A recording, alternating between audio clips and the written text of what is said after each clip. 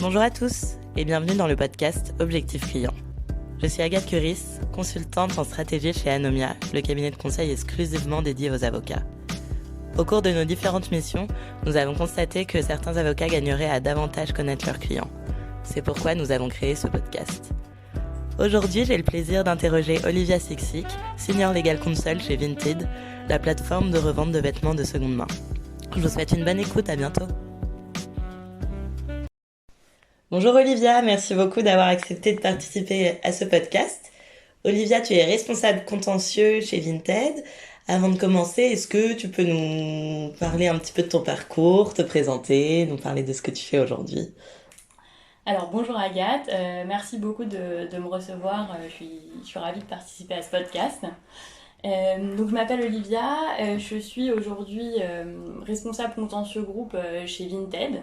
Donc Vinted qui est une marketplace de revente de vêtements d'occasion, qui est le leader européen en la matière.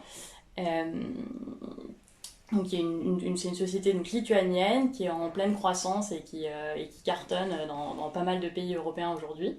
Euh, Ça représente combien de salariés aujourd'hui, Vinted? on est quasiment 1000 salariés. Ok. Donc c'est très gros maintenant. Euh, et donc au sein de Vinted, moi je suis responsable de tout ce qui est contentieux et enquête pour le groupe, pour tous les pays dans lesquels opère Vinted. En termes de parcours, alors j'ai fait Sciences Po, j'ai étudié à Londres, à King's College et aussi à la Sorbonne à Paris. Ensuite j'ai passé le barreau et j'ai fait toute ma carrière d'avocate chez Clifford Chance dans l'équipe de contentieux commercial. Donc j'ai commencé en stage, j'ai fait mon stage final chez Clifford, ensuite voilà, j'ai passé 8 ans et demi chez Clifford, donc je suis restée longtemps.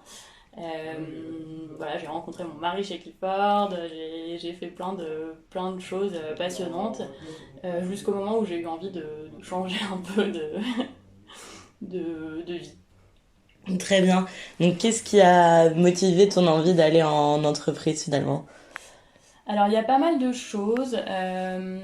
Je pense que j'avais une vraie curiosité pour ce secteur de la tech, du e-commerce, tout ce qui est économie circulaire, etc. Alors en tant qu'avocat, moi j'ai beaucoup travaillé pour le secteur de la tech e-commerce, donc c'est un secteur que je connaissais bien, qui m'intéressait beaucoup. Donc en fait, quand l'occasion Vinted s'est présentée, ça m'a beaucoup parlé parce que c'était une boîte. Bon, alors déjà, je suis une grande utilisatrice de Vinted, donc c'est une boîte que j'aime beaucoup. C'est un secteur qui m'intéresse beaucoup. L'économie circulaire, bah, je pense que ça parle à notre génération. C'est quelque chose qui est important pour moi et c'est un projet enfin, le projet Vinted qui est de rendre la consommation plus éco-responsable. C'est un projet qui me parle aussi à titre personnel. Euh, J'avais envie de changement aussi, je pense. C'est vrai qu'après presque 9 ans en contentieux chez Clifford, j'en avais un petit peu marre voilà, de rédiger des conclusions. Il y a une partie du travail qui est un peu répétitive et j'avais envie de changer. Voilà, c'est pas un désamour pour la profession d'avocat parce que moi j'ai adoré ce métier et j'exclus pas de redevenir avocat un jour. Je pense qu'il y a des, je pense qu'il y a, enfin, il y a des passerelles, enfin, le passage d'avocat à juriste d'entreprise, maintenant, se fait très facilement. Enfin, d'ailleurs, je l'ai vu quand j'ai voulu me faire remettre du barreau, en fait, c'est très simple. Mm. Ça va très vite, c'est pas compliqué, donc je pense que le passage de l'un à l'autre se fait bien. Oui, même dans l'autre sens, tu peux toujours revenir. Exactement, en fait, enfin, je savais pas trop, et en fait, c'est un pourrier au barreau, une demande d'omission volontaire, c'est un pourrier, et pour revenir, eh ben, on demande à être réadmis au barreau, donc c'est assez simple. Et je pense que les deux expériences s'enrichissent énormément l'une l'autre. Et bon, moi, c'est tout récent parce que j'ai commencé chez Vinted en novembre dernier, donc ça fait même pas 3 mois que je suis passée côté entreprise. Mais je me rends compte déjà à quel point le fait d'avoir une expérience en entreprise enrichit l'avocat et inversement, l'expérience d'avocat enrichit le métier de juriste en entreprise. Et justement, pour toi, quelles sont les différences fondamentales entre les deux métiers? Qu'est-ce qui a été peut-être le plus difficile à appréhender? À contrario, en quoi la profession d'avocate a permis peut-être d'être plus efficace sur certains points aussi en étant juriste après? Euh, Alors, il y a plusieurs choses. Alors, sur les difficultés, c'est un vrai changement de vie, peut-être un peu plus que ce que j'aurais pensé initialement. Alors, il y a, moi, la première chose qui était très compliquée quand je suis arrivée chez Vinted, c'est l'adaptation aux nouveaux outils. Ça n'a rien à voir. On utilise, alors on travaille avec Google Drive, donc sur des Google Docs, etc. Le système de messagerie interne, alors, je pense que toutes les personnes en start-up connaissent, c'est Slack, mais moi je connaissais pas, qui est un espèce de WhatsApp géant avec plein de channels de conversation, etc. Euh, donc les outils sont différents, la façon de travailler est différente parce qu'il y a une vraie immédiateté, une vraie instantanéité dans le travail qui n'est pas forcément compatible avec le métier de juriste. Vous recevez beaucoup de messages, beaucoup de sollicitations tout le temps. Et les gens s'attendent à ce que vous répondiez assez vite, enfin, ce qui ne se prête pas forcément tout le temps au métier enfin, au droit. Euh, bon, après, ça, voilà, c'est des choses auxquelles je commence à m'habituer. Plus fondamentalement, ce qui change beaucoup, je trouve, c'est l'aspect décisionnel. En fait, je trouve que quand on est avocat, euh, enfin, finalement, l'avocat, qu'est-ce qu'il va faire? Sur un contentieux, il va défendre son dossier, il va préparer les conclusions, il va plaider le dossier. Et puis une fois que la décision tombe, alors soit si c'est une bonne décision et c'est super, c'est une décision défavorable, bon, il l'envoie au client et ça s'arrête là pour l'avocat. Pareil, un mémo, une analyse juridique, voilà, l'avocat fait son analyse juridique et puis il l'envoie au client et puis après il sait plus trop ce qui se passe.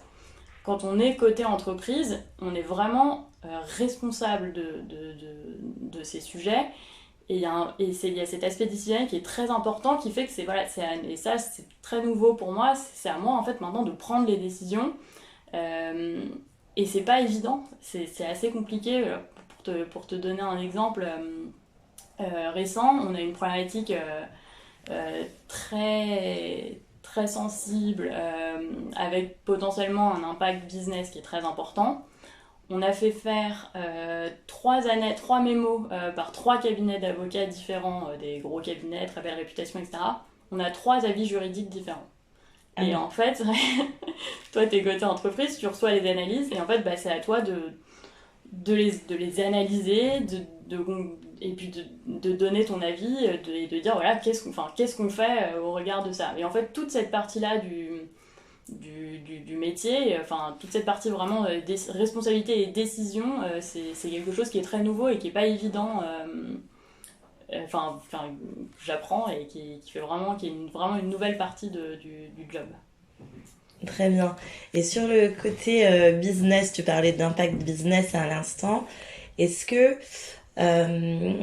tu t'es senti assez, j'allais dire, outillé en arrivant chez Vinted pour bien comprendre les aspects business? Est-ce que tu t'es dit que finalement, peut-être lors de ta carrière d'avocat, il y avait des enjeux business dont tu n'étais pas assez consciente lorsque tu travaillais pour les entreprises avec lesquelles tu travaillais? Que penses-tu du coup des avocats avec qui tu bosses aujourd'hui pour Vinted sur leur compréhension de tous ces enjeux, etc. Alors je pense que la première leçon que j'ai apprise, c'est à quel point c'est important quand on est côté avocat de comprendre le business et le secteur de son client. Alors moi j'ai essayé de le faire en tant qu'avocat et c'est plus facile de le faire quand on a un client pour lequel on travaille beaucoup parce que finalement on commence à apprendre et à comprendre exactement le secteur d'activité de son client, mais ça demande aussi beaucoup de curiosité que les avocats n'ont pas forcément et qui est vraiment fondamentale. Moi je pense que la première chose que je recherche maintenant chez un avocat, c'est quelqu'un qui va avoir une vraie curiosité pour ce que fait Vinted, qui va aller fouiller sur la plateforme, qui va regarder qu'est-ce qu'on fait exactement, quel est le processus d'achat sur Vinted, qu'est-ce qui se passe s'il y a, je sais pas, un compte bloqué, qu'est-ce qui se passe si on commande un produit qui ne correspond pas, enfin l'acheteur achète un produit qui ne correspond pas à ce qu'il avait acheté ou qu'il y a une contrefaçon, etc. On a vraiment besoin d'avoir des avocats qui comprennent le process, qui vont aussi regarder par exemple ce que font les concurrents, etc. Enfin, qui ont une vraie curiosité et un intérêt pour le secteur. Euh, en tant qu'avocat, voilà, moi je pense que je le faisais pour les clients récurrents, disons pour lesquels je travaillais beaucoup. Euh, Mais parfois, sur des clients plus ponctuels, on ne le fait pas forcément. Et je pense que ça, c'est vraiment quelque chose qui est fondamental, enfin, qui est très très important dans enfin, ce côté juriste d'entreprise qu'on recherche chez nos avocats. Enfin, en tout cas, moi, je pense que c'est un point vraiment essentiel. Ok, donc curiosité pour le secteur d'activité, comme tu viens de me le dire. Euh, Peut-être capacité d'adaptation aux outils de l'entreprise aussi. Tu me disais Ouais. que toi, justement, ce switch entre cabinet et entreprise avait été compliqué, notamment d'un point de vue outils. Est-ce que tu penses que les avocats pourraient gagner à davantage maîtriser les outils utilisés dans l'entreprise? Ouais, alors ça, c'est un très bon point. C'est vrai que maintenant, alors moi je sais parce que quand j'étais avocat, je ne jurais que par Word, enfin, Word, Excel et Outlook. Et, et en fait, maintenant, on travaille plus du tout, enfin côté entreprise, on travaille plus du tout avec ces outils-là. Et c'est hyper important d'avoir des avocats qui sont capables de s'adapter à ces outils de travail. Alors par exemple, moi, Google Docs, ça a été ma grande découverte côté entreprise. Mais en fait, c'est super parce que ça permet à tout le monde de travailler en même temps sur le doc. Donc c'est vraiment des vrais outils collaboratifs. Et on a encore, enfin moi je vois pas mal d'avocats, mais j'étais pareil côté avocat, qui quand ils reçoivent le Google Doc, vont repasser le doc en Word, faire leurs modifs, etc. Et puis nous renvoyer le document, ce qui en fait complique nous notre travail. Donc pour les avocats, savoir s'adapter à ces outils quand ils travaillent avec, enfin, surtout je pense avec des boîtes tech qui ont maintenant enfin, pour lesquels ça fait partie de la culture d'entreprise de travailler avec ce type d'outils collaboratifs type Drive, enfin Google Drive, Google Doc, etc. Euh, Savoir s'adapter à ça pour les avocats, c'est quelque chose qui est vraiment très très très important aujourd'hui. Dans la méthode de travail, il y a aussi, je pense vraiment bon, je sais plus exactement les outils, mais aussi un vrai besoin de réactivité. Euh, c'est vrai que je pense que ce type de boîte, bon, j'avais vu aussi côté avocat, on n'est pas forcément des clients faciles parce que bah, les décisions, enfin ça se passe, ça va très vite en fait, les décisions se font vite et on a besoin d'avocats qui sont capables de répondre vite, de faire des analyses rapides, etc. Et c'est vrai que parfois, je détestais ça côté avocat, mais parfois on est obligé de demander des analyses juridiques, des avis, etc., avec des délais assez courts, et on en est conscient, et on sait que c'est pas agréable, mais c'est difficile de travailler autrement pour nous parce que les décisions vont vite, et c'est des boîtes qui sont très dynamiques, très nerveuses, et on a besoin de cette réactivité et cette fluidité aussi des échanges avec nos avocats. Ok. Si on essaie de creuser un petit peu sur le côté avocat et les situations dans lesquelles tu fais appel, toi, aujourd'hui, à des avocats. Donc, en tant que responsable contentieux, euh, est-ce que tu fais toujours appel aux mêmes avocats? Est-ce que tu fais appel à des avocats de spécialités différentes? Enfin, est-ce que tu peux nous faire une petite un peu typologie Ouais. Alors, côté, enfin, chez Vinted, donc de mon expérience récente, on est globalement très libre sur le choix de nos avocats. On a un cabinet d'avocats avec qui on travaille historiquement et qui pour le coup, enfin qui est vraiment un cabinet partenaire qui connaît pour le coup très très très bien notre business, etc. et très bien nos problématiques. Donc on travaille et puis avec qui ça se passe très bien, donc on travaille beaucoup avec eux. Mais évidemment, ça suffit pas. Alors comment après on va choisir, enfin comment je vais choisir les avocats avec qui je travaille. Euh, alors il y a pas mal de choses. Bon moi personnellement j'ai un réseau évidemment en tant qu'ancienne avocate d'avocats, surtout en contentieux. Enfin je connais très bien le marché, en tout cas en France, enfin, à Paris, du contentieux commercial. Euh, Ça marche beaucoup sur recommandation. Alors ça peut être, voilà, on va avoir une enquête, je sais pas, en Allemagne par exemple. Euh, on va regarder au sein de l'équipe, enfin je vais me renseigner au sein de l'équipe juridique de Vinted, si on a un juriste allemand, je vais lui demander est-ce que tu connais, enfin quels sont les Brodin-Pratt et Darrois d'Allemagne. Donc ça marche pas mal en termes, enfin, en fonction des recommandations internes que je peux avoir. Euh, un autre euh, un autre moyen de choisir ses avocats que je soupçonnais pas quand j'étais côté avocat, c'est en fait les recommandations entre juristes d'entreprise. Alors je ne sais pas si c'est vrai dans tous les secteurs, mais en tout cas dans tout ce qui est tech, on échange beaucoup entre nous, beaucoup plus que ce que je pensais quand j'étais côté avocat. T'as un réseau dédié Ouais, ou... exactement. Alors il y a un réseau dont tu as dû entendre parler qui s'appelle Fleet, French Lawyer Ok. in Tech, Mm, qui a été monté par Pierre Landy et Audrey Deliris, qui réunit tous les juristes de la French Tech. Et on a une Slack, un Slack Fleet sur ok. lequel on échange beaucoup et il y a on se demande beaucoup, il y a beaucoup de questions qui se posent. Est-ce que vous connaissez un avocat spécialisé sur telle question, etc. Et le réseau est très actif, les gens répondent beaucoup, donc ce réseau aide beaucoup. Et côté contentieux, ce que je vais beaucoup faire aussi, quand on va avoir une problématique spécifique, je vais regarder en fait quelles sont les autres boîtes tech qui ont pu connaître la même problématique. Et en fait, je vais leur demander, et je vais contacter directement les responsables au sein de la boîte. Ça m'est arrivé récemment, et en fait, ils m'ont donné tous les avocats qui les avaient aidés sur cette problématique et avec qui maintenant on travaille aussi. Donc ça marche, ouais, ça marche beaucoup, beaucoup sur recommandation.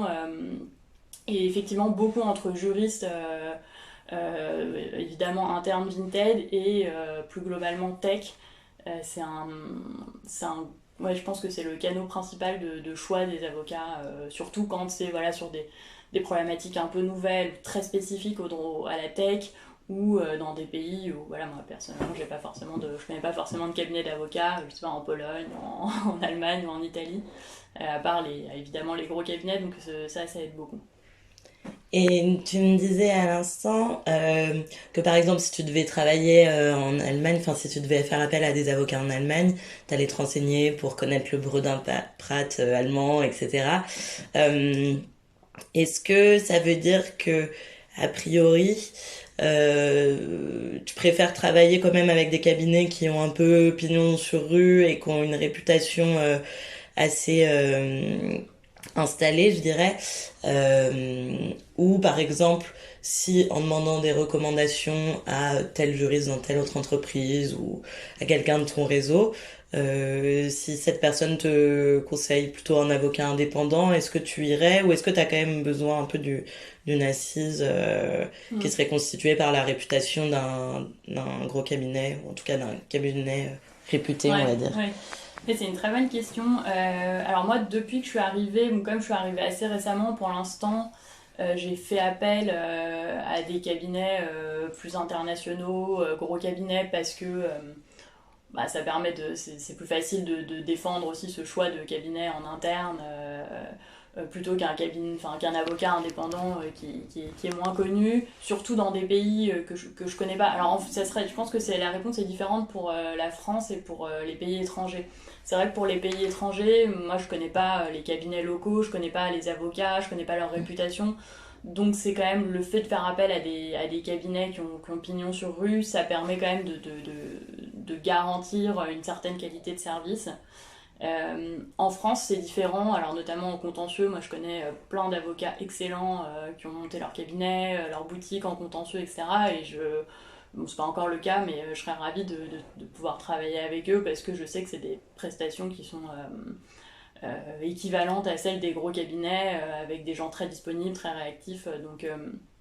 Voilà, je pense que la réponse est un peu différente pour le marché français que je connais très bien personnellement et l'étranger. Ok. Hum, Est-ce que il t'arrive que des avocats, si on reste un petit peu dans cette optique, donc que finalement, en tout cas en France, tu pourrais travailler avec voilà des avocats de plus petites structures, etc. Est-ce qu'il t'arrive que les avocats viennent à toi, te proposent leurs services, que ce soit, je sais pas, via LinkedIn ou à Mm. travers un réseau, un événement professionnel? Alors honnêtement, ça m'est pas encore arrivé. Voilà, moi c'est mon passage en entreprise est récent.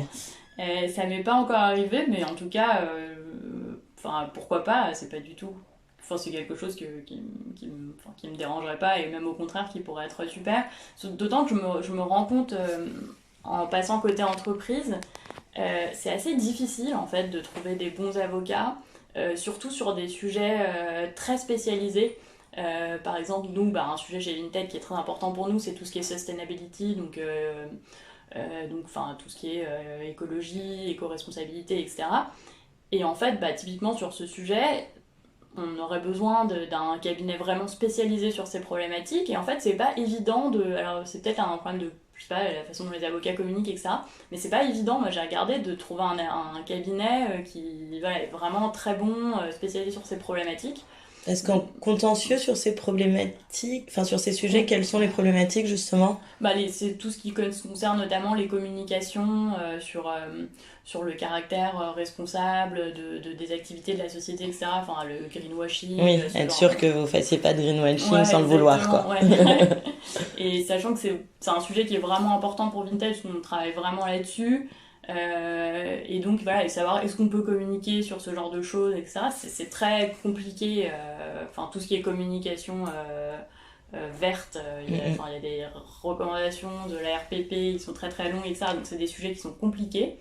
Et voilà, c'est difficile typiquement, je trouve que c'est un exemple de sujet où c'est pas facile de trouver des avocats spécialisés là-dedans. Et donc être sollicité par des avocats avec des propositions évidemment sur des sujets qui touchent Vinted, et avec je pense qu'il faut une petite accroche. Ça peut être je sais pas, une proposition de formation,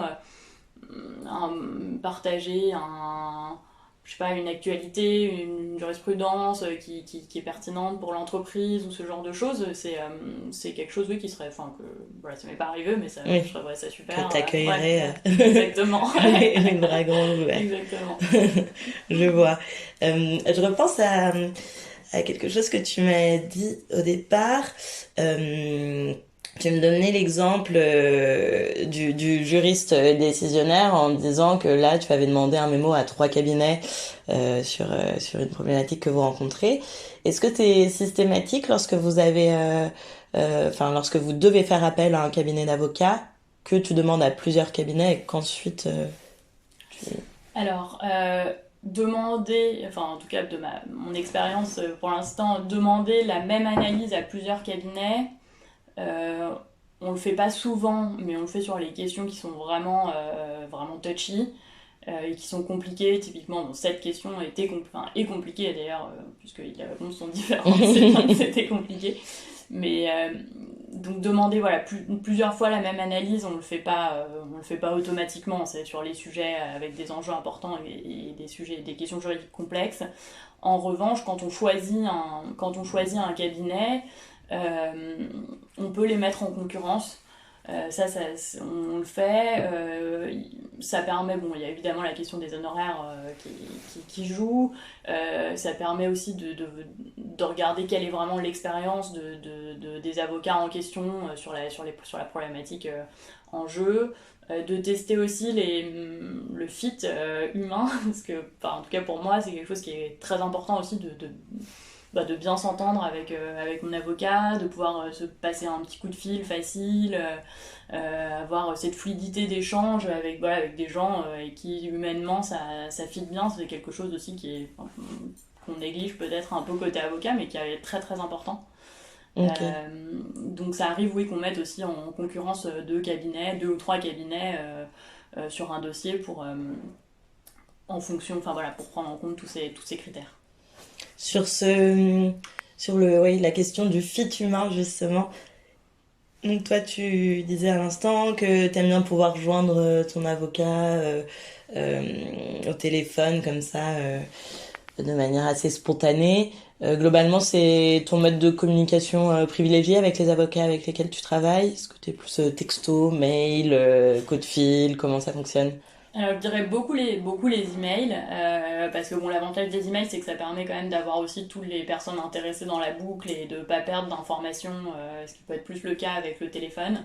Donc, je pense que mode de fonctionnement essentiellement les emails, avec un vrai besoin de notre côté d'avoir des réponses rapides. Voilà, encore une fois, je sais que c'est pas toujours facile côté avocat, mais c'est hyper important. Les mails qui partent et puis on n'a pas de réponse pendant une semaine, c'est vraiment, c'est pas possible. Côté, voilà, côté juriste d'entreprise, c'est pas possible. Et après ouais, le téléphone, alors ça va peut-être plus être pour des petites questions ponctuelles, mais pouvoir appeler directement son avocat, ça c'est quelque chose qui est quand même aussi hyper bien et ce qui est plus facile avec les avocats avec qui on s'entend bien. Et puis quand c'est des sujets un peu plus... Quand on a vraiment besoin de créer une vraie discussion sur un sujet, c'est Google Meet et Visio avec les avocats et puis toutes les personnes chez Vinted qui sont intéressées par la problématique. Très bien. Encore sur le fit humain finalement, est-ce que tu attends de ton avocat... Ma question est un peu orientée, je l'admets, mais je rencontre beaucoup d'avocats qui sont, je dirais, comme toi et moi, entre guillemets, la preuve en est, en plus, tu es l'ancienne avocate, qui ont un petit peu peur d'avoir un côté peut-être, je dirais limite, trop sympathique ou trop détendu avec leurs clients et que ça remette en question leurs compétences qui en fait l'image de l'avocat très expert et très classique, etc. Ça bouge un peu, j'ai l'impression. Toi, est-ce que t'as besoin finalement d'un avocat qui soit dans l'échange, qui soit détendu? Est-ce que ça fait partie un peu de tes critères justement sur ce fit humain? Ou est-ce que tu restes dans cette optique de l'avocat qui doit rester quelqu'un de très carré et très sérieux? Alors c'est une super question. Et je pense justement que mon opinion s'est formée en passant en entreprise. Alors c'est vrai que quand j'étais côté avocat, en plus chez Clifford, etc., donc gros cabinet, on a toujours quand même ces échanges un petit peu formels avec nos clients.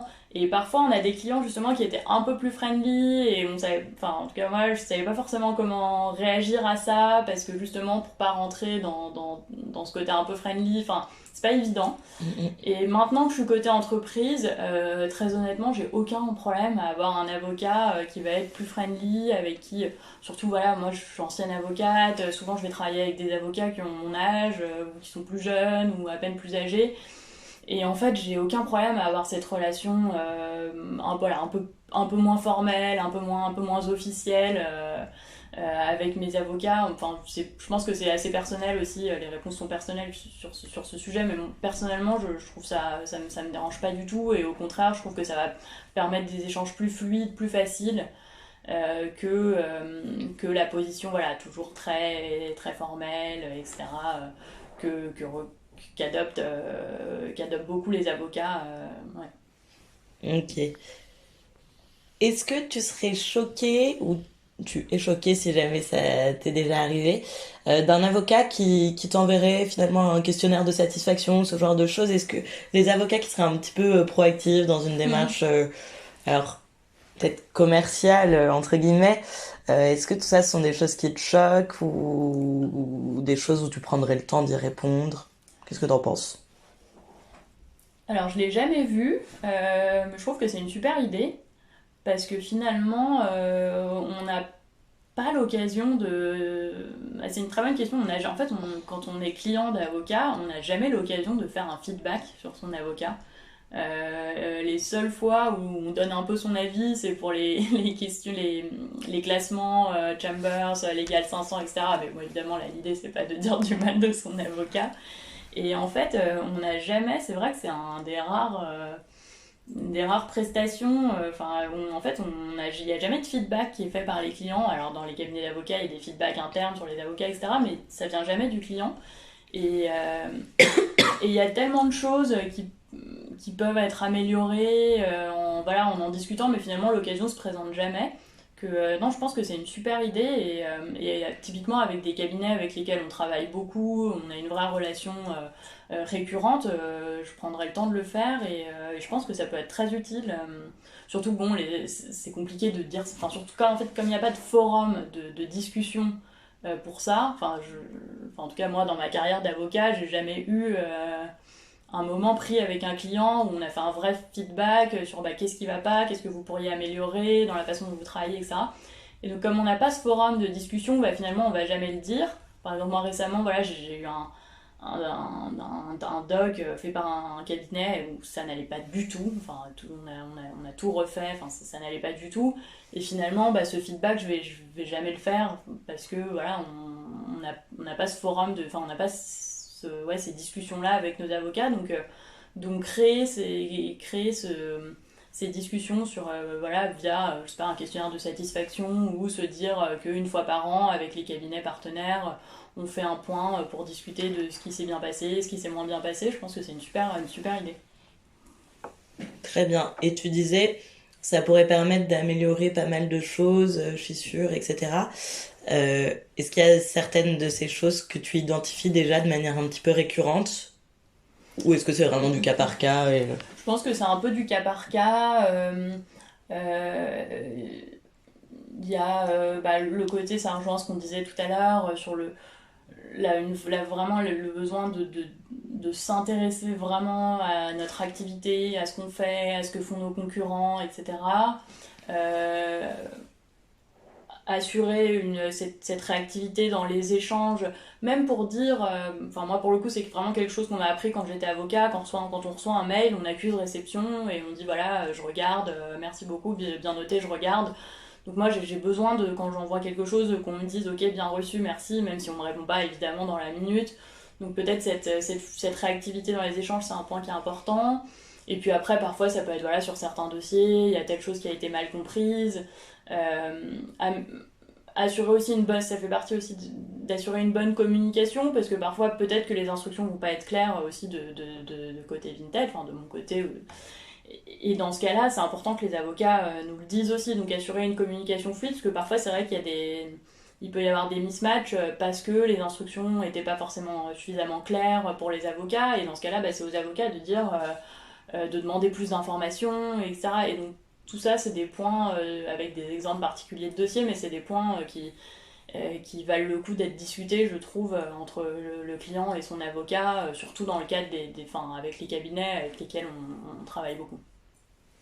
Très bien.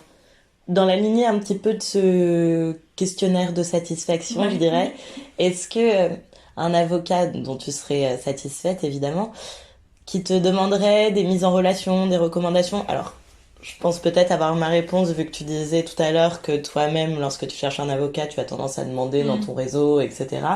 Mais donc, est-ce que c'est quelque chose que tu ferais de mettre en relation un avocat que tu estimes compétent et avec qui ça s'est bien passé, avec d'autres personnes de ton réseau qui pourraient en avoir besoin, etc. Et est-ce que, encore une fois, toujours la même question, est-ce qu'un avocat qui ferait cette démarche de te demander ça, ça te heurte ou tu te dis que c'est une pratique tout à fait ok? Non, alors je le ferai avec plaisir. Je le ferai avec plaisir si c'est un cabinet que je connais bien, avec lequel j'ai travaillé, avec lequel ça s'est bien passé. Voilà, récemment, j'ai notamment eu un avocat avec qui on venait de commencer à travailler qui a commencé à demander si on pouvait le recommander, notamment pour les classements, etc. Donc, bon, enfin, pourquoi pas, mais c'était prématuré dans la relation. Mais un avocat avec qui on a travaillé sur plusieurs choses, avec qui ça s'est bien passé, je serais ravie de le recommander auprès de mon réseau. Non, ça, c'est vraiment quelque chose que je ferai avec plaisir et je vois pas du tout je serais pas du tout choquée, et bien au contraire, à ce qu'on me le demande, ce que l'avocat me demande de le faire. Très bien. Alors, il y a un sujet que tu as rapidement évoqué, qu'on va un petit peu creuser, c'est le budget et les tarifs. On parlait de mise en concurrence tout à l'heure et c'est là où tu as évoqué ça en disant qu'évidemment c'était un des critères aussi. Est-ce que tu peux m'en dire un petit peu plus sur ce sujet-là? Quelle est l'approche que tu préfères de la part des avocats sur la manière de présenter Ouais. leurs honoraires?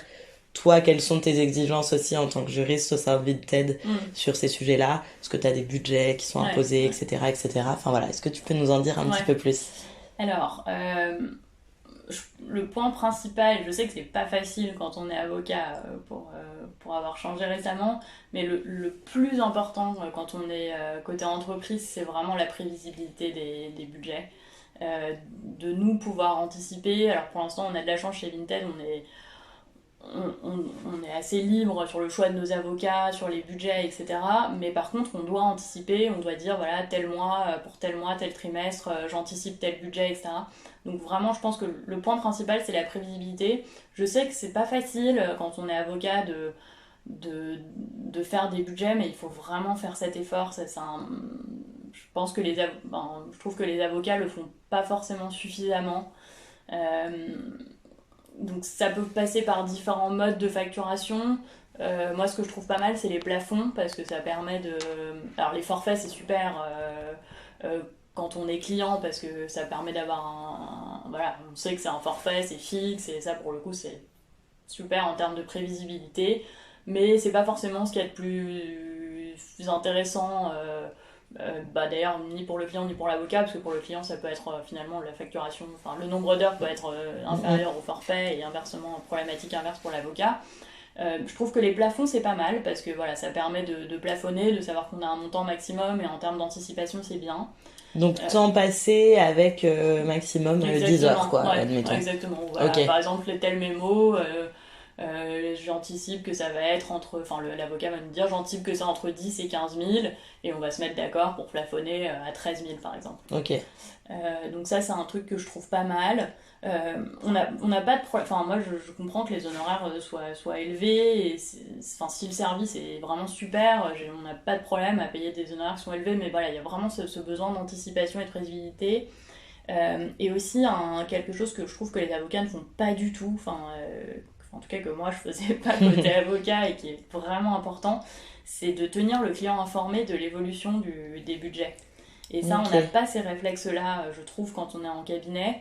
Mais en fait, c'est hyper important de se mettre, par exemple, je sais pas, au milieu de chaque mois, en fonction des délais, du temps passé sur un dossier, mais de dire, voilà, par exemple, chaque mois, informer son client qu'on en est là en termes de facturation. Et ça sera je trouve que c'est quelque chose que les avocats devraient plus faire, parce que ça nous permet, nous, côté entreprise, d'avoir plus de visibilité sur où on en est, sur les budgets, etc.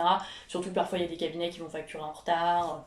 Donc ça, c'est un truc qui est vraiment le suivi, tenir le client informé du nombre d'heures passées à telle date, c'est quelque chose que je trouverais vraiment bien. Ok. Un peu plus de transparence finalement sur l'avancée du dossier, et potentiellement la facturation supplémentaire que ça peut impliquer, etc. Ouais. Très bien. Eh bien écoute, je te remercie. Est-ce que tu as d'autres choses à ajouter, des sujets qu'on n'aurait pas abordés selon toi, des recommandations spécifiques à faire aux avocats avec qui tu pourrais être amené à travailler ? Non, je vois rien. Je pense que je sais pas, si on doit retenir un message, c'est vraiment curieux. Pour moi, curiosité pour le business, pour le secteur d'activité, pour tout ce qui sort un peu du droit, parce que oui, on attend évidemment d'un avocat et qu'il soit un bon juriste et qu'il sache comprendre le droit et faire une analyse juridique, mais le vrai plus, ça va être cette curiosité et cette connaissance du secteur. Moi, c'est ce que de mes premiers pas côté entreprise, c'est vraiment ce que j'apprécie beaucoup, et ce qui fait, je trouve, la différence entre les différents cabinets. Voilà, c'est peut-être le message principal. Et sinon, merci beaucoup de m'avoir invité. Je suis ravie d'avoir participé à ce podcast. Merci à toi, Olivia. Bonne journée. Merci, bonne journée. Et voilà pour cet épisode, merci de l'avoir écouté. Je vous invite à retrouver l'ensemble de nos contenus sur le site d'Anomia, www.anomia.fr. À bientôt.